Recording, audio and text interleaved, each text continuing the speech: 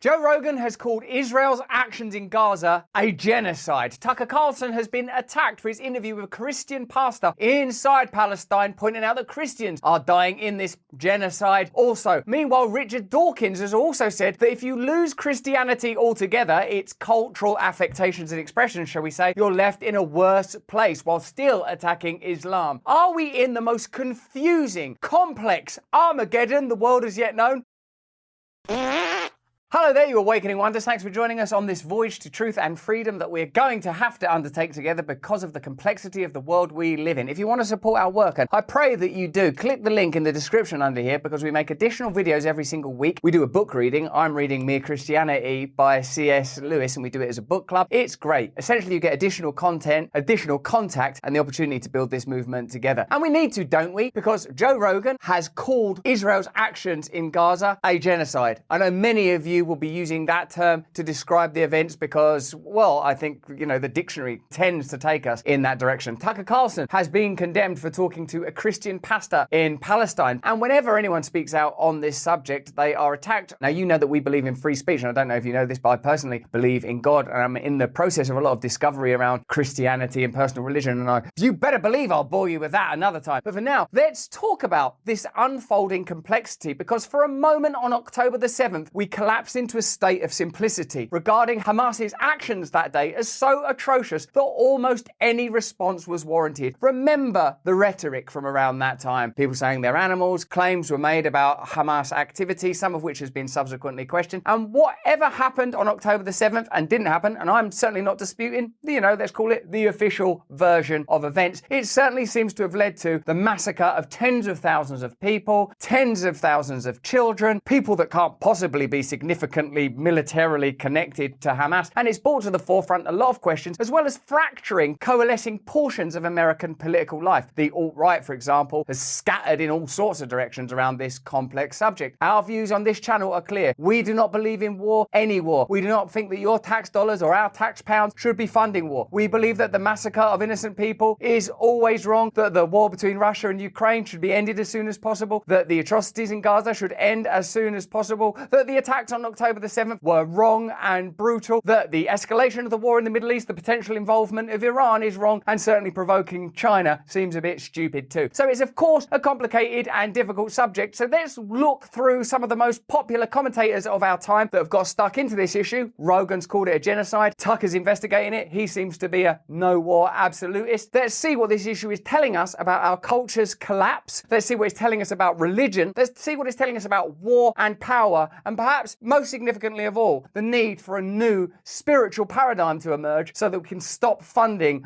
a thirsty and relentless war machine. If you wake up in the morning and decide that your Christian faith requires you to support a foreign government blowing up churches and killing Christians, I think you've lost the thread. Just to end on this, if you had a message for Christian leaders in the United States, whether in government or in churches or just citizens who care about the religion and their fellow Christians, what would it be? It would be to remind them that when the state of Israel was created, it was not created on an empty land. It was created on a land that had millions of indigenous Palestinians there, including Palestinian Christians. Already we are in the eye of an enormous global storm where people on different sides of this argument will be spilling invective and outrage already. But what we can certainly agree with is that a person's spiritual values, or if nothing else, lead us to a place where what we crave, require, and are committed to above all else is peace. In fact, one of the obvious problems with institutional Christianity is when it's utilized to legitimize war, when there's been Holocaust denial by Christian leaders, when there's been other atrocities as a result of Christian institutions. That is a massive problem. This certainly, from my perspective at least, isn't an opportunity to say this version of faith is better than this version of faith. I believe that should be a personal choice that we all undertake, but we're already right in the heart of that whole Christ is King argument, where the love of your own faith appears that it somehow ought imply the condemnation of another's faith. And that's certainly a mistake that I wouldn't personally like to make. It makes sense to me that if you are a Christian or a devout Muslim or a spiritual Jew, that above all else, you should want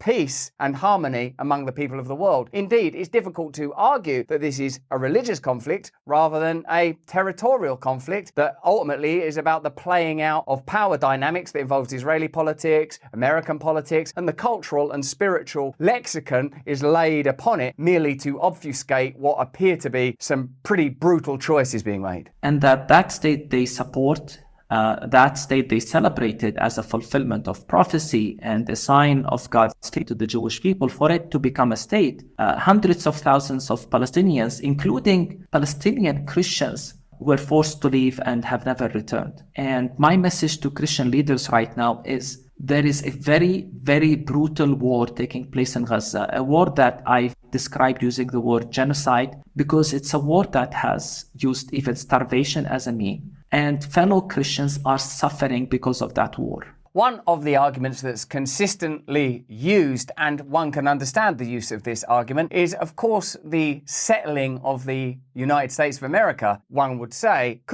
would you say, involved a genocide. I'm British. We've gone around the world murdering people, committing atrocities for hundreds of years in order to establish the British Empire. And I know that a lot of people that support Israel say, why is it that Israel's actions in that territory are regarded uniquely? Why is it that no one cares when a lot of Muslims are killed as a result of a conflict in Syria, but everyone cares when Muslims are killed as a result of this particular conflict, with the underlying implication being that there is an anti-Semitic craving that is being fulfilled in the condemnation of Israel's actions. From the beginning of this conflict, we've been very careful, I hope, and you let me know in the comments if you agree, to be respectful of all people's religious views and national inclinations and patriotic tendencies. But when you have a complete anti-war stance, when you are anti-violence, when you believe the Ukraine-Russia war should be ended as quickly as possible, that a diplomatic solution is necessary, when you believe that brutality in all its forms ought be ended, in effect, those principles and values are transcendent of the dynamics of inter-Arab, inter-Judaic, inter-Muslim, inter-Christian argument. In a way, we can't continue to fortify ongoing violence because of a particular perspective grounded in our cultural values and ignore this key value. If you love God at all, whether it's as a Muslim or as a Jew or as a Christian, or if you love humanity as an atheist, ultimately what you want is for us to find harmonious solutions, not to legitimize and justify the perpetuation of ongoing violence, particularly if it involves the unthinkable. And what I mean by the unthinkable is also the unsayable, that you can't for too long contemplate what's going on in Gaza, the brutality, the murder of children. If you hear one citation of, there's these children, they were trapped in a car, they tried to make a call. If you hear any of the one examples of those, now I think about 40,000 deaths, then it becomes unbearable. So this is where I suppose some kind of grounded, earned, deliberate faith becomes a requirement, because if you have that, then the inflections of people's religious perspective are less important than the values inherent within those religions. It's time that Christian leaders recognize that wars is not the way, whether in Iraq, in Afghanistan, in Libya.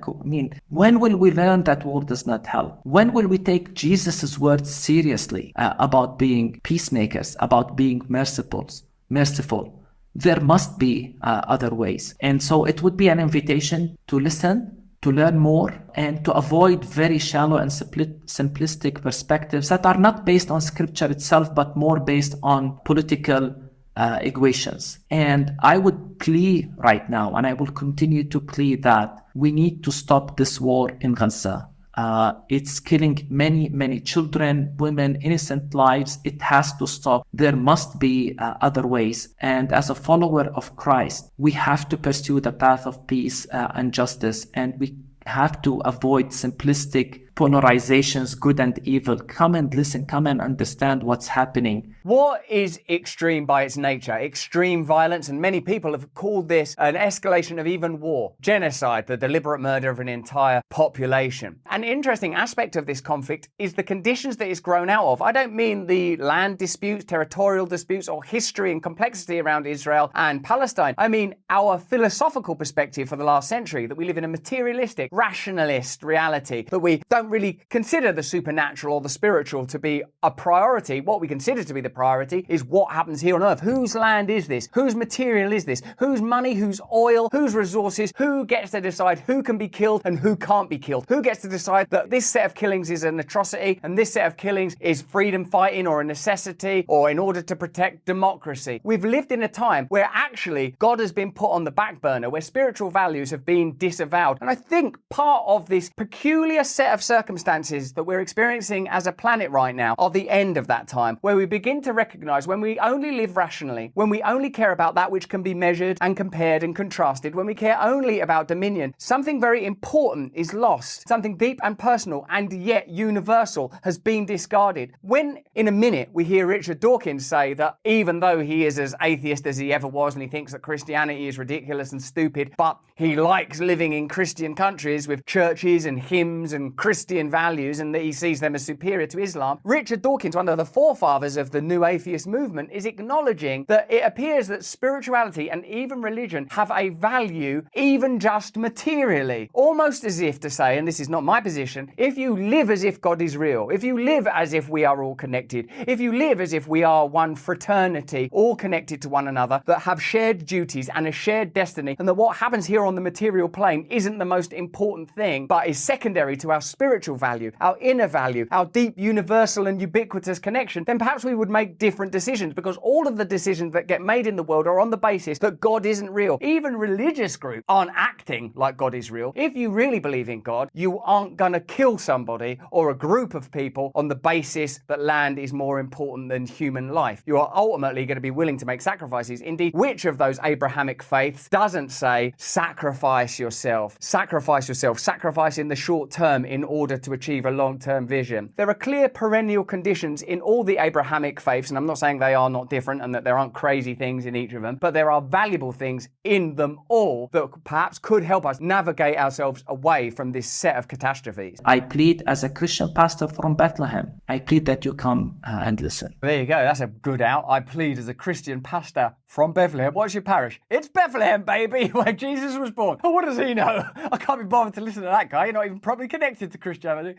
I'm in Bethlehem. Shut up. Now, another seismic moment in independent media was when Joe Rogan used his considerable freight and weight and audience to say it's a genocide. A lot of people have said that. There's been a lot of spats about it. There's been a lot of querying the semantics, linguistics, and philology around that word. But when Joe Rogan says it, it's going to spread discussion. Let me know what you think about Joe Rogan's perspective, because it seems to me that this was a pivotal moment in the changing of the conversation around a very difficult subject. That Edward Snowden video that he put up on Twitter that shows them drone bombing those kids that are, those men, I should say, unarmed people that were walking towards the rubble that clearly weren't causing any danger to anybody. Yeah, right. They just bombed them. Yeah, no, it's your duty. It's just like for Biden or whoever you like, you're supposed to cover up for them because. But the whole thing is like they were always saying they're only targeting Hamas and everybody else is a casualty. Well, if those guys are just unarmed civilians and they're walking alone, that's what they appear to be. Dresden. Joe Rogan's gesture show. Dresden. Exactly. It becomes complicated because let's look at the history of our nations. The UK indeed bombed Dresden to the point of annihilation. It wasn't tactical. It was to make a point. Hiroshima and Nagasaki. I know there are people to this day that go, yeah, but if we hadn't done that, then Japan would have, but it seems to me that it was a bit brutal. So I guess part of the problem is, and we hear this argument again and again, we can't stop China having their industrial revolution and their period of growth. We can't stop India having their technological growth. All of these things are built on materialism and rationalism as if the only thing is what's here. If you have a set of spiritual values, like, wait a minute, what if this is actually an illusion or some sort of simulation? What if our values, our heart and our love are more important than what we can acquire here on this earth, whether that's pleasure or possessions? What then? Well, then I guess we would all start living differently. And how might we live? Kindness, love, ubiquitous principles that emerge again and again in the kind of traditions and faiths that Richard Dawkins, the world's #1 atheist, even admits gives you pretty nice hymns and churches and amenable countries to live in. If you can't talk about that, if you can't say that's real, then you're saying that genocide is okay as long as we're doing it. And that is what we're saying. And if you're saying that from a perspective of someone who literally went through the Holocaust, or your people, your tribe, went through the fucking Holocaust, and now you're willing to do it? Now, America are practically and fundamentally involved in this because of their relationship with Israel, which includes selling and often granting them armament in unusual ways. Defense Secretary Lloyd Austin says that it's not a genocide. I suppose that's why words matter, because once you acknowledge that it's a genocide, then the arming of the nation perpetuating that becomes less easy. Okay, well then what is a genocide? Let's have a look at some of the data. A group of aid experts said that more than 100,000 Palestinians could be killed by a combination of Israeli strikes, famine and plague if the humanitarian conditions in Gaza are not significantly improved. This war depends on an endless flow of weapons and financial support from the United States, Britain, Canada and the European Union, with Germany in the lead, without which the genocide could not continue. As these horrors were being carried out, the Biden re-election campaign held a fundraising event Thursday at Radio City Music Hall in New York, where three Democratic presidents, Bill Clinton, Barack Obama and Joe Biden, joined forces in defense of the current US policy. Hundreds of protesters were outside showing their support for the Palestinian people. The response of the three presidents was to reaffirm their solidarity with Netanyahu, of Israel of course. Obama lectured the protesters on the need to listen, that is, to shut up and let experienced warmongers like himself and Biden make the decisions. The bulk of the audience, comprised of multi-millionaires paying huge sums for admission, applauded. The entertainers who participated in the program, Colbert, Queen Latifah, etc.,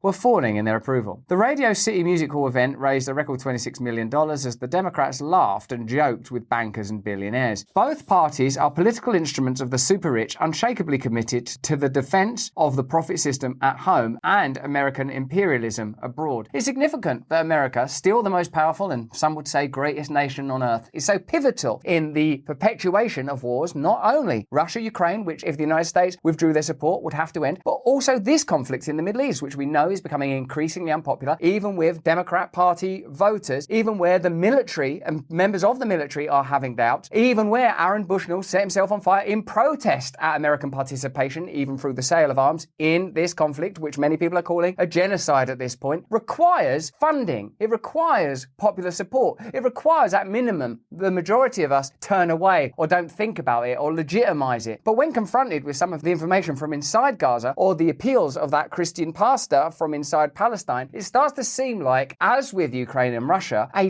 diplomatic and immediate solution might be preferable to this ongoing annihilation. The homicidal sentiments enveloping the ruling class as a whole were given voice last week by Michigan Republican Congressman Tim Walberg, who called for a quick destruction of the enclave on the model of Hiroshima and Nagasaki, the Japanese cities annihilated by US nuclear bombs in August 1945. I saw that film Oppenheimer, and I thought the message was, that was good, that bomb, let's do some more of them and not think about the consequences. I don't think any of our aid that goes to Israel to support our greatest ally, arguably maybe in the world, to defeat Hamas and Iran and Russia. And probably North Korea's in there and China too. It's bundling together a whole lot of wars there. I don't think some of those countries have even got relationships. They could be having their own wars. And on top of that, we're supposed to be America's greatest ally. We shouldn't be spending a dime on humanitarian aid. It should be like Nagasaki and Hiroshima. Get it over quick. That's an amazing speech to give. Not only no humanitarian aid and drop a nuclear bomb on them. It's just a normal speech. People shifting in their seats. What's being advocated for is nuclear war. Hundreds of millions around the world are revolted by the images streaming out of Gaza, despite the near blackout imposed by the corporate-controlled media. They are shocked by the escalating military provocations of Israel and the US NATO forces throughout the Middle East. The lineup of Democratic presidents at the Radio City Music Hall shows why the mass protests have been entirely ineffective in changing government policy. All three presidents are identified with the development of the war policy of American imperialism over the past 3 decades. Clinton, 1993 to 2001, oversaw a series of US military interventions in the former Yugoslavia, including full-scale air war against Serbia and in Somalia, as well as bomb and missile attacks in Afghanistan, Iraq and Sudan. Obama, 2009 to 2017, continued the wars in Iraq and Afghanistan, begun by Republican George W. Bush, while bombing Libya in that country and in Syria, plunging both countries into bloody civil wars. He extended the global pursuit of military confrontation with his turn to Asia, promising to shift the majority of US military forces to the Asia-Pacific theater to confront China. When you consider those presidencies in conjunction, it looks like the distinctions, whether they are racial, national, or religious, are secondary to the ongoing funding of a ferocious and avaricious war machine that requires the sacrifice of human life for its own perpetuation. And I would say that's an ideology that's a lot less favourable than either Christianity, Islam, or Judaism. In fact, the main message that I take from this is we're living in a religious, zealous state right now. It's just it's a materialistic, consumeristic, capitalistic, militaristic religion that is more extreme than any of these Abrahamic faiths. Biden's main focus since taking office has been to instigate and then escalate the US-NATO proxy war against Russia and Ukraine, to which the administration has devoted massive financial and military resources. This war, which threatens nuclear annihilation, is now combined with full-scale support for Israeli genocide in Gaza and a continuing war build-up in Asia through anti-China alliances and an array of US bases. All three Democratic administrations used vague and quickly discarded promises of social improvement at home to screen the growth of militarism. Clinton billed himself as the man from hope. It's a weird thing to call yourself. I'm the man from hope. Hey, come over here. Cigar? I hope she says yes. Clinton billed himself as the man from hope, but joined with the Republicans to end welfare as we know it. Obama, the candidate of hope and change, used his identity as the first African-American president as a cover for a massive bailout of Wall Street at the expense of the working class. Biden claimed to be fighting to preserve the soul of America against the danger of Trump, and is supposedly the only hope for defending democracy in America, as if this 81-year-old doddering war criminal is all that stands in the way of fascist dictatorship. Nice. It seems, though, that we do have a religion. We are devoted to gods of war. It's warmongering that is the religion of the West. It's warmongering that all three of those presidents, and George W. Bush was dropped in the mix as well, are devoted to, in spite of whatever claims they may make of other faiths. And obviously, I'm not condemning them as individuals. They are merely deacons and priests of the religion of death that requires ongoing war to perpetuate itself. Perhaps the words of the pastor that spoke to Tucker Carlson earlier ought be allowed to resonate within each of us. If you love God, if you consider yourself a Christian or a Muslim or a Jew, or indeed a secular humanitarian, surely the priority is ending war rather than equivocating, prevaricating and justifying why this particular war or this particular genocide has to happen because of this set of reasons. That to me sounds like you don't really have any principles, you just are willing to do what's necessary in order to gain what you want, and that is the actual opposite of religion in a way, because religion, as far as I can tell, is about sacrifice and willingness to change and overcome the kind of crazy desires that seem to dominate our world right now. But I'm not alone in turning towards faith right now, because even Richard Dawkins, while maintaining his atheistic stance, is beginning to acknowledge that materialism leaves civilization and society as a whole with some pretty serious shortcomings. Let's have a look at this. Well, I must say I was slightly horrified to hear that Ramadan is being promoted instead. I do think that we are culturally a Christian country. I call myself a cultural Christian. I'm not a believer, but there's a distinction between being a believing Christian and being a cultural Christian. And so, I love hymns and Christmas carols, and I sort of feel at home in the Christian ethos. I feel that we are a Christian country in that sense. So I count myself a cultural Christian. I think it wouldn't matter if we substituted any alternative religion. That would be truly dreadful. Well, which brings me to my supplementary point, which is that, as we know, church attendance is plummeting, but the erection of mosques across Europe, I think 6,000 are under construction, and there are many more, are being planned. So do you regard that as a problem? Do you think that matters? Yes, I do, really. I might choose my words carefully. If I had to choose between Christianity and Islam, I choose Christianity every single time.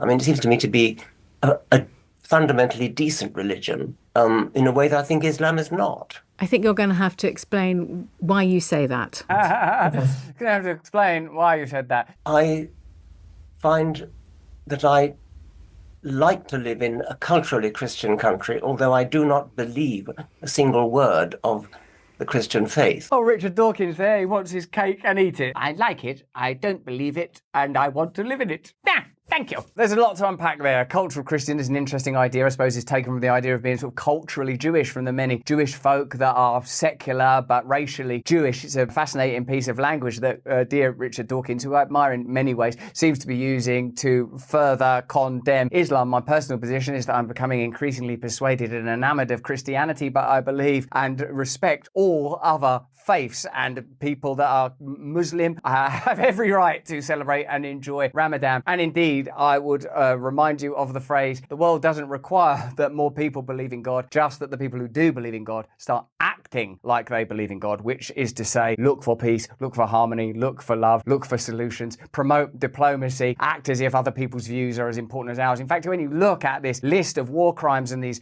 barbarous presidents and what atrocities were committed in their name, many of whom are still regarded as heroes, then you have to see that it's religion in general and the principles of religion that are required. And of course, many atrocities have been carried out in the name of Christianity, but I would say that was in the pursuit of power. Many atrocities have been carried out in the name of Islam, but I would also argue that was in the pursuit of power, territory, material things, treasures here on earth. And now it is being said that atrocities are being carried out, if not in the name of Judaism, certainly in the name of Israel, which is by definition, a Jewish state. So no religion has clean hands when it comes to the subject of genocide. And every religion has an obligation to motivate each of us individually and all of us collectively towards peace and love and tolerance. These may sound like phatic little Hallmark card words when they're just said, but when they're practiced, it's the most difficult thing in the world because it means confronting the serpent, the behemoth, the monster that has become the secular machine, the establishment that demands war, that demands sacrifice, and that's every bit as evangelical and as zealous as any of these faiths can be when practiced by those who do not appear to have the faith in their hearts, merely the ornamentation of those religions as a guise of similarly materialistic aims. But that's just what I think. Why don't you let me know what you think in the comments and the chat? Remember, become a member of our community. You are welcome. Come one, come all. Religion, lack of religion, it's all the same to us. Let us find solutions together that are loving and benign, for we have to believe, we have to worship, and we have to know it's possible. Otherwise, you will by default become a member of the faith of the warmongers. We must guard against the acquisition of unwarranted influence, whether sought or unsought, by the military-industrial complex. More important than any of that, if you can, please stay free. Hey, thanks for watching. If you want to see more uncensored content where free speech can flourish, join our live stream. Click the link right here to watch the next video if you want to, or become a member of a growing movement. Download the Rumble app and you'll be informed every time we make a new piece of content. Stay free.